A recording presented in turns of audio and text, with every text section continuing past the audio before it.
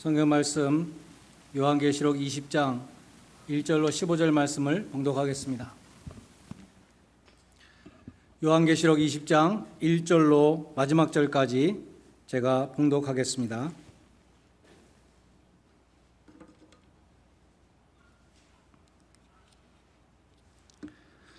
또 내가 보매 천사가 무저갱의 열쇠와 큰 쇠사슬을 그의 손에 가지고 하늘로부터 내려와서 용을 잡으니 곧 옓뱀이요 마귀요 사탄이라 잡아서 1000년 동안 결박하여 무저갱에 던져 잠그고 그 위에 임봉하여 1000년이 차도록 다시는 만국을 미혹하지 못하게 하였는데 그 후에는 반드시 잠깐 노일이라.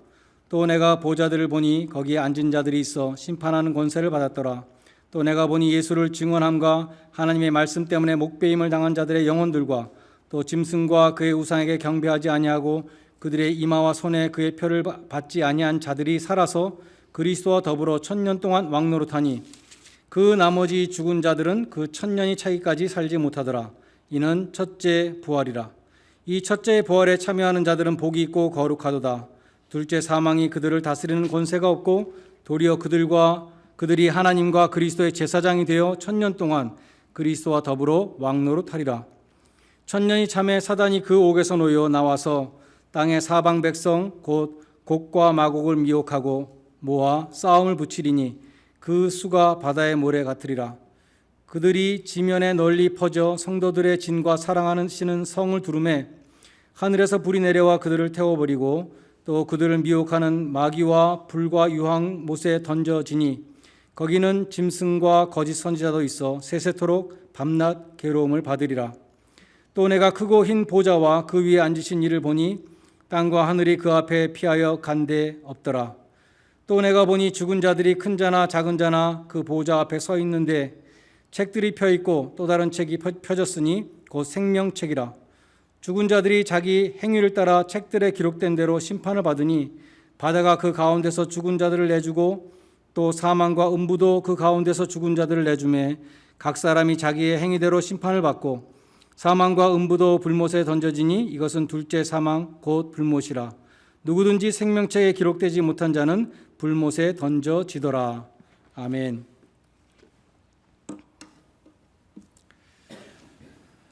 오늘 각 가정에서 온라인 예배 들으시는 모든 분들께 주님의 이름으로 문안드립니다.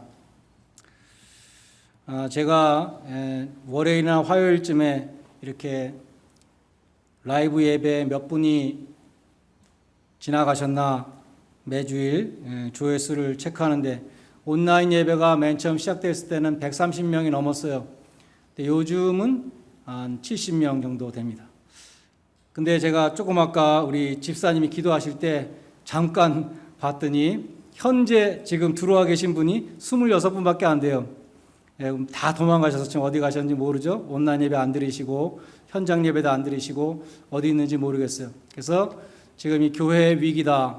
이것이 지금 앞으로도 1년 정도 더 계속될 것 같은데 앞으로 1년이 지나가면 교회가 이제 어떻게 될 건가 많은 염려 가운데 목사님들도 기도하고 있는 그런 또 신문에 많은 그런 내용들이 나오고 있습니다.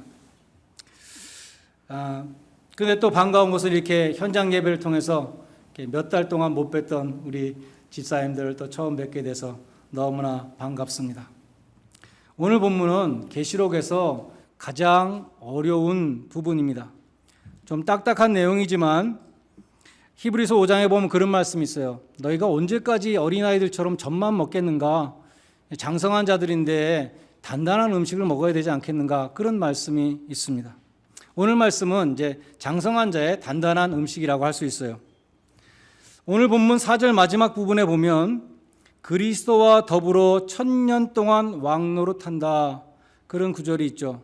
1000년 동안 왕노릇한다는 것이 이제 소위 1000년 왕국입니다. 오늘 설교 제목이 1000년 왕국이죠. 1000년 왕국을 문자적으로 해석하는 사람들이 있고 상징적으로 해석하는 사람들이 있습니다.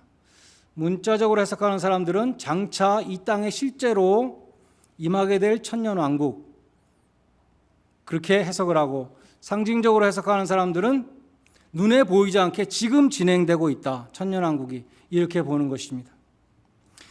먼저 천년왕국을 문자적으로 해석해서 장차 미래에 이 땅에 실제로 이루어질 왕국이다 라고 보는 사람들은 전천년설과 후천년설로 나뉘게 돼요. 천년왕국 후 예수재림은 후천년설이고 천년왕국 전 예수재림은 전천년설이에요. 뭐 이런 거 여러분이 꼭 아실 필요는 없지만 그렇다는 것입니다. 먼저 후천년설이라는 건 뭐냐면 세상이 점점 좋아져서 19세기에 많은 사람들이 믿었던 이론입니다. 세상이 점점 좋아질 때 그랬어요. 점점 좋아지고 복음이 점점 전파가 되고 복음이 온 세상에 다 퍼지고 정말 기독교화돼서 정말 좋은 세상이 되어서 천년왕국이 이루어진 다음에 예수님이 오신다. 그것이 후천년설이었는데 오늘날 세상이 점점 좋아질 거라고 믿는 사람은 거의 없는 것 같아요. 그래서 이거 후천년설은 이제 19세기의 유물이 되어버렸습니다. 천년왕국 전에 대환란이 있고 그때 이제 천년왕국 전에 예수님 재림하신다는 전천년설은 또다시 역사적인 전천년설과 세대주의적인 전천년설로 나뉘게 됩니다. 세대주의라는 건 여러분이 그 이름을 못 들어봤을지 모르지만 사실상 세대주의적인 전천년설이 한국 교회를 지금 거의 다 거기 한국 교회 대다수가 퍼져 있는 것이 세대주의적 전천년설이에요. 맨 처음에 들어왔던 선교사들이 그런 것들을 가르쳤습니다. 세대주의를 가르쳤기 때문에 그렇게 된 것이죠. 이 세대주의 전천년설은 어떤 건가 하면 7년 대환란이 있고 그 다음에 천년왕국이 있는데 7년 대환란이 시작될 때 예수님이 공중에 재림하셔서 성도들이 휴거된다는 것이에요.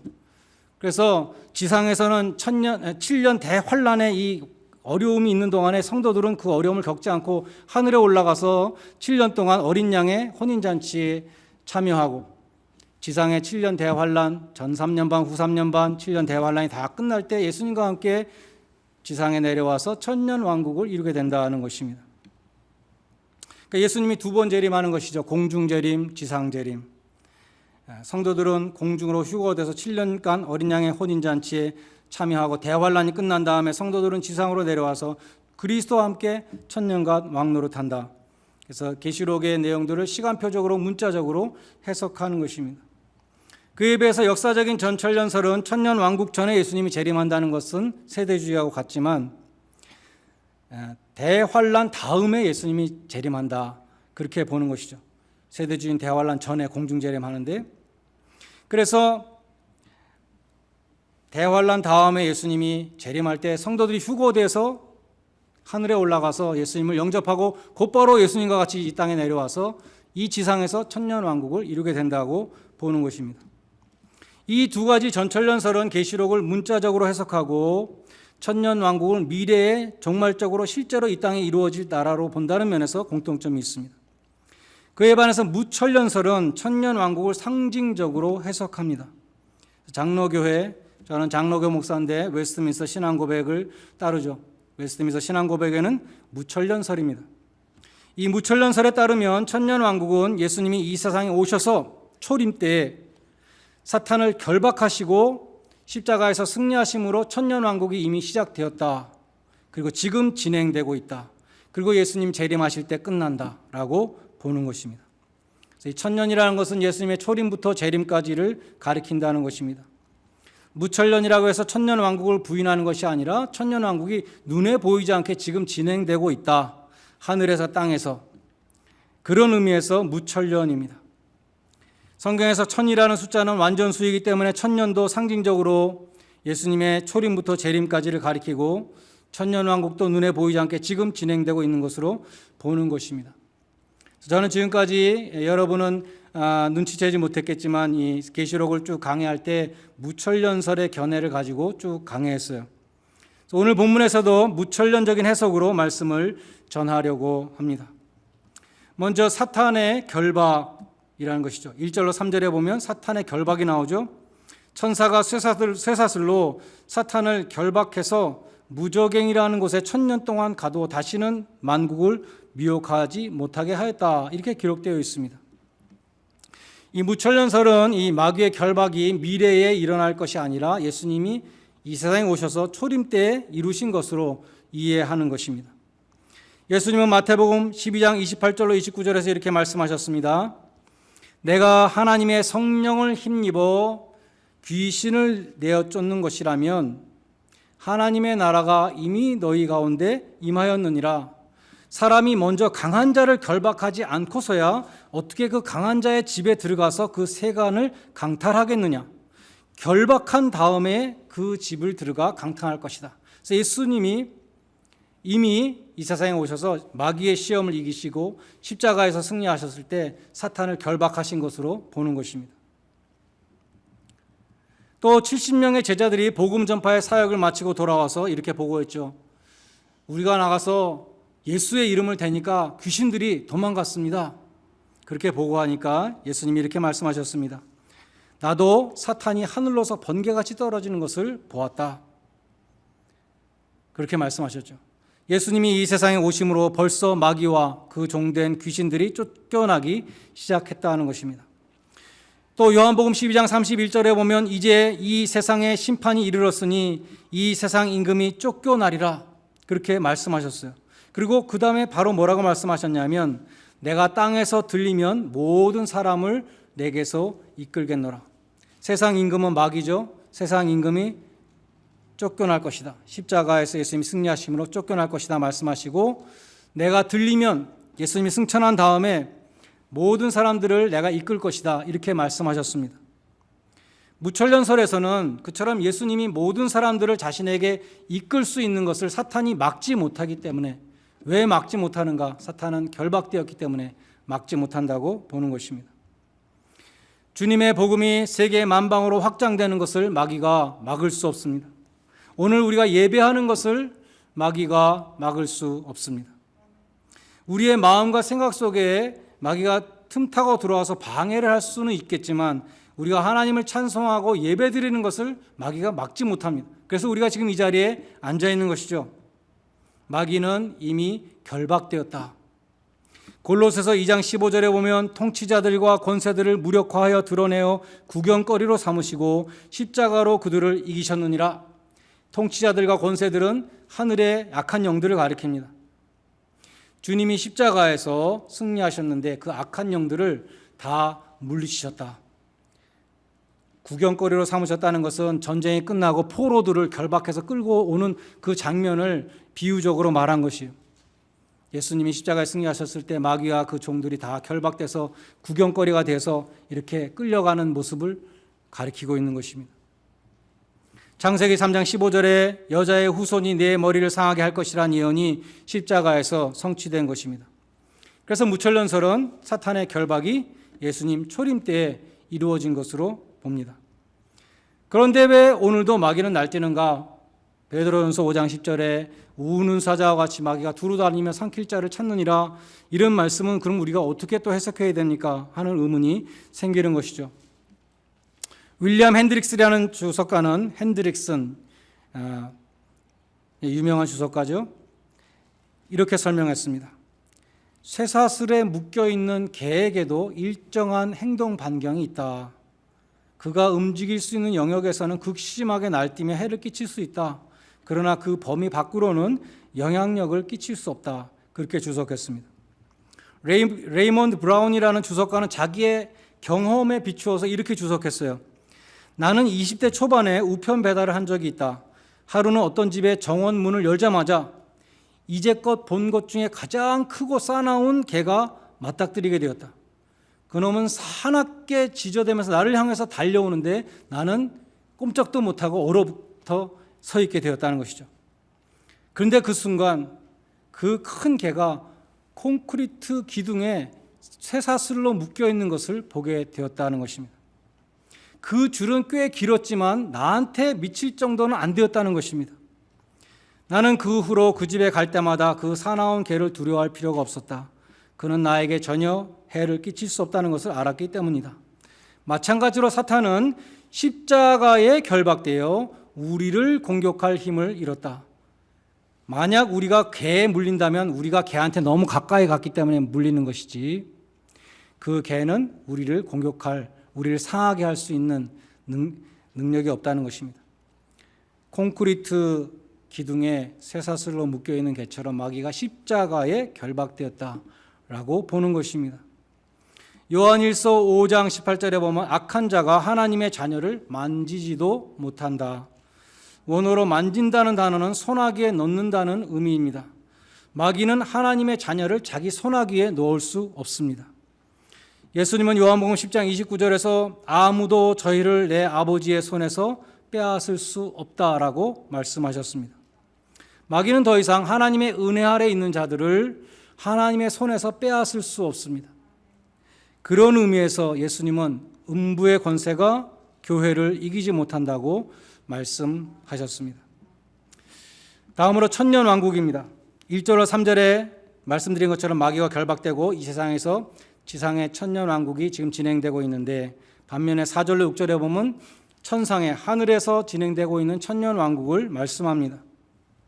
4절에 보면 하늘 보좌에 앉아서 심판하는 권세를 받은 자들이 있다 그랬고, 특별히 그들이 어떤 사람들인가? 예수의 증거와 하나님의 말씀을 인하여 목배임을 받은 자들의 영혼들, 그들이 그리스도로 더불어 천년 동안 왕노릇한다고 그랬습니다. 그 순교자들의 영혼들이 왕노릇한다는 것이죠. 그래서 영혼들이라는 말이 이제 무철론에서는 중요해요. 원어 성경과 영어 번역본들을 보면은 그 다음에 나오는 짐승과 우상에게 경배하지도 않고 이마와 손에 그 표를 받지 아니한 자들이 살아서라 그랬는데, 원어 성경의 영어 성경의 그 문맥을 구문론이라고 그러죠. 문장 구조를 보면 이 자들이 영혼이라는 단어를 꾸며주고 있어요. 순교자들의 영혼, 이러이러한 자들의 영혼, 그 영혼에 다 이제 귀결되는 것이에요. 그래서 이 영혼들이, 순교자들과 성도들의 영혼들이 하늘나라에서 심판하는 권세를 가지고 왕노릇하고 있다는 것입니다. 천년 동안 하늘에서는 순교자들과 성도들의 영혼이 천년 왕국을 누린다는 것입니다.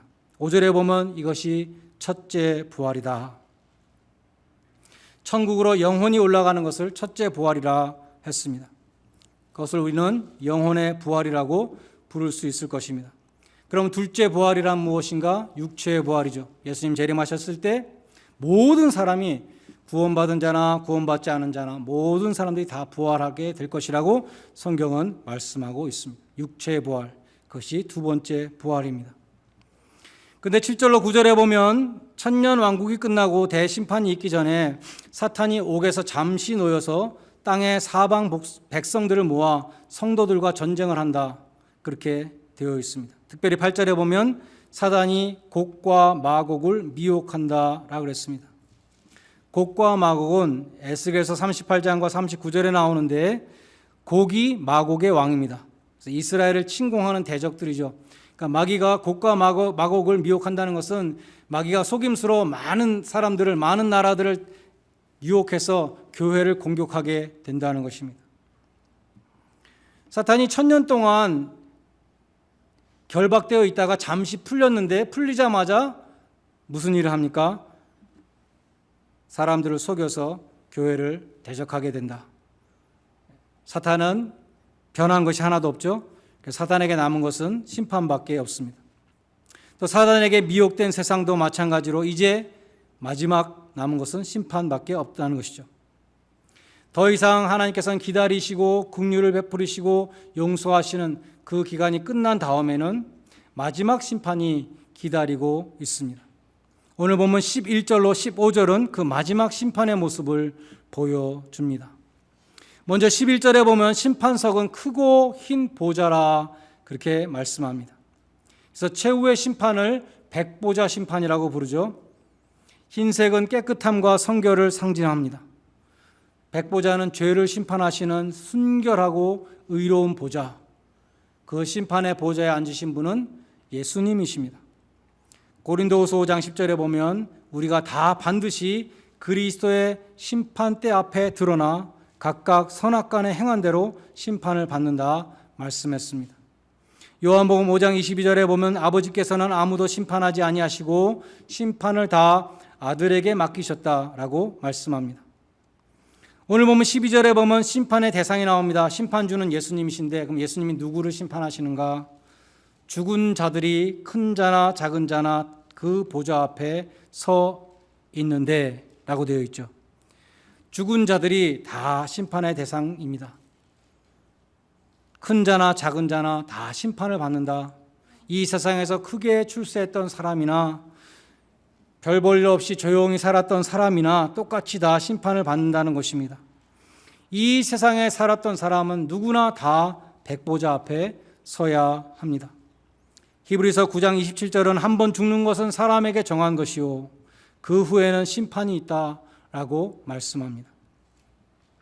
19세기 미국의 대부흥운동을 주도했던 찰스 피니 목사님이 계시는데, 이 목사님은 원래 법대를 나오고 뉴욕의 어떤 법률사무소에서 인턴으로 일하고 있었다고 합니다. 하루는 주님이 그의 마음속에 이렇게 말씀하시는 것 같았습니다. 너는 이제 무엇을 할 것이냐? 그래서 변호사 개업을 할 것입니다. 이렇게 대답했습니다. 그 다음에는 무엇을 할 것이냐? 부자가 될 것입니다. 그렇게 대답했습니다. 그 다음에는 무엇을 할 것이냐? 은퇴할 것입니다. 그 다음에는 무엇을 할 것이냐? 죽을 것입니다. 그 다음에는 무엇을 할 것인가? 찰스 피니는 벌벌 떨면서 말했습니다. 심판을 받을 것입니다. 성령님께서 역사해 주셔서 심판대 앞에 서 있는 자신의 모습을 보게 되었습니다. 그것이 찰스 피니의 일생을 바꿔놓았습니다. 그때까지도 하나님을 믿는 사람이었지만 심판대 앞에 서 있는 자신의 모습을 본 그 이전과 그 이후의 삶이 완전히 달라졌다는 것입니다. 자신의 유익만을 위해 살았고 하나님의 영광과는 아무 상관없이 살아온 일생에 대해서 심판받는 자신을 바라보았습니다. 그는 이후로 회개하고 하나님을 위해 사는 인생으로 인생의 방향 전환을 하였습니다. 죽음 이후에 심판을 의식하며 사는 찰스 피니의 그 인생은 그 이전의 삶과 완전히 다르게 하나님과 동행하는 삶이요 하나님의 일을 우선적으로 감당하는 삶이 되었고 하나님의 영광을 드러내는 삶이 되었다는 것입니다. 모든 사람이 다 심판받습니다. 심판의 대상은 모든 사람이다. 그럼 심판의 원리는 무엇인가? 12절에 보면 자기 행위를 따라 책들에 기록된 대로 심판을 받을 것이다. 13절에 보면 또다시 말씀합니다. 각 사람이 자기 행위대로 심판을 받고, 심판의 기준은 행위라는 것입니다. 마태복음 12장 36절에 보면 내가 너희에게 이르노니 사람이 무슨 무익한 말을 하든지 심판날에 그 말한 것들에 대해서 다 신문을 받을 것이다. 내 말로 내가 의롭다함을 받고 내 말로 정죄함을 받을 것이다. 우리가 말한 것들 한마디 한마디 다 하나님 앞에 내놓고 계수함을 받아야 된다고 그랬습니다.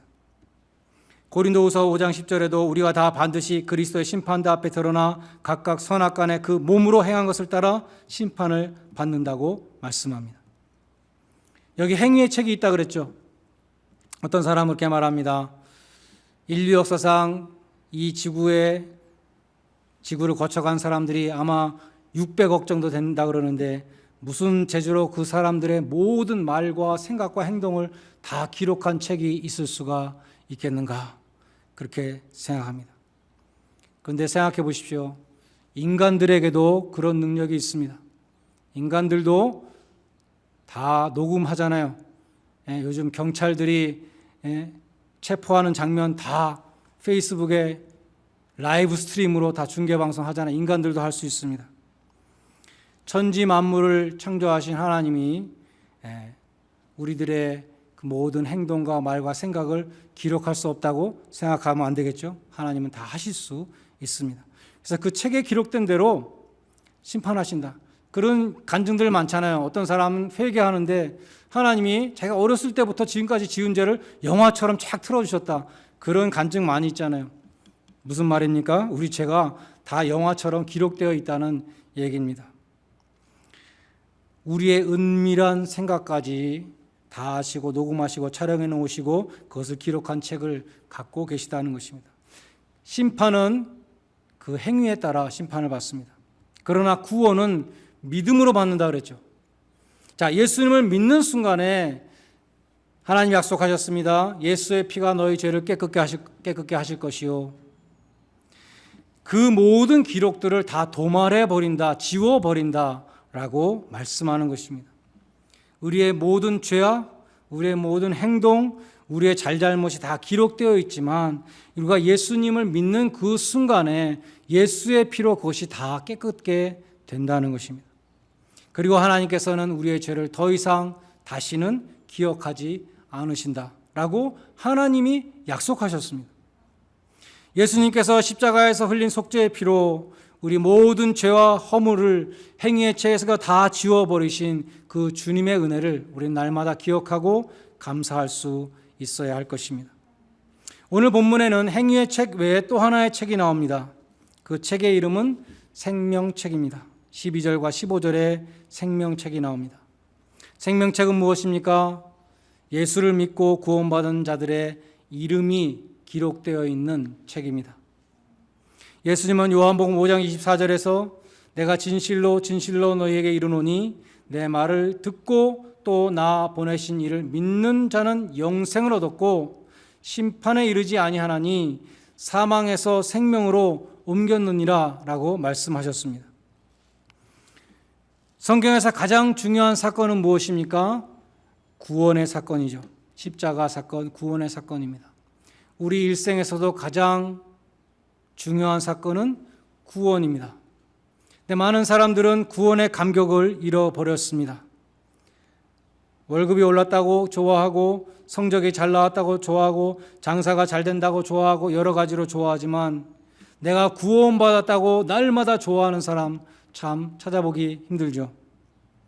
누가복음 10장에 보면 예수님이 70인에게 전도의 사명을 주고 파송하셨습니다. 그들이 돌아와서 기쁨으로 보고했습니다. 아까도 말씀드렸지만 예수의 이름으로 귀신들이 항복하며 도망갔습니다. 그렇게 보고했을 때 예수님이 이렇게 말씀하셨습니다.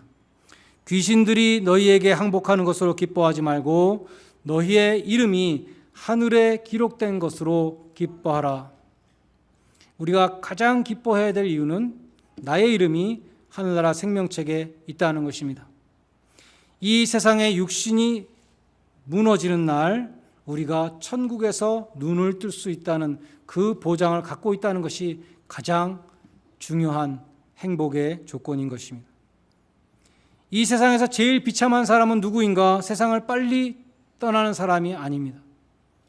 몸이 불편한 사람이 아닙니다. 먹을 것이 없어 굶주리고 있는 사람이 아닙니다. 가장 불쌍한 사람은 생명책에 이름이 없는 사람. 오늘 본문에 보면 15절에 누구든지 생명책에 기록되지 못한 자는 불못에 던지우리라. 불못은 지옥이죠. 또 10절에 보면 불과 유황못에는 마귀와 짐승과 거짓 선지자도 있어.